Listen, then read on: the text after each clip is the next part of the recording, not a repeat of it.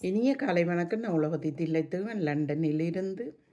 பொறிச்சொல் 909வது பொறிச்சொல் மானம். மானம் ஒரு மயிர் நீத்தாலும் கவரிமான் வந்து இறந்துவிடும் என்று சொல்லுவார்கள்.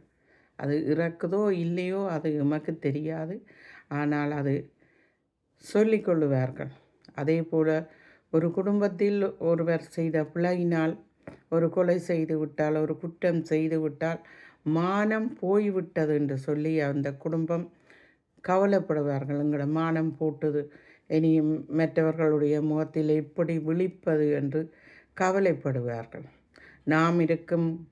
நாங்கள் சிறிய வயதில் இருக்கும் பொழுது அந்த மானத்தை பெரிதாக பலவன் இப்போது எல்லாம் மாறித்தான் நடந்து கொண்டிருக்கிறது.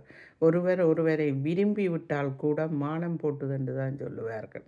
இப்போது எல்லாம் ஒருவர் விரும்பி கல்யாணம் செய்வதும், எமது ஐரோப்பிய மக்களை தமிழர்கள் கல்யாணம் செய்வது எல்லாம் சர்வசாதாரணமாக விட்டது. ஏனென்றால் கூடுதலான மக்கள் அதுகளை செய்வதனால் அதனை பெரிதிப்படுத்தி கதைப்பார்.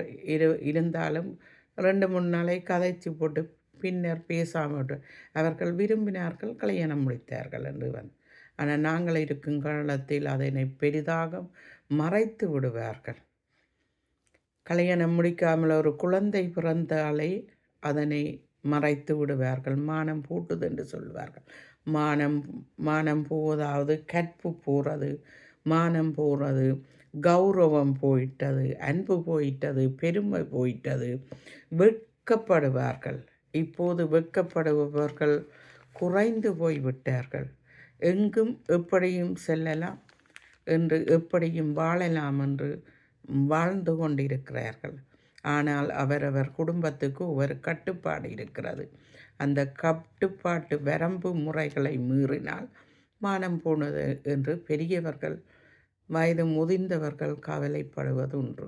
நன்றி, வணக்கம்.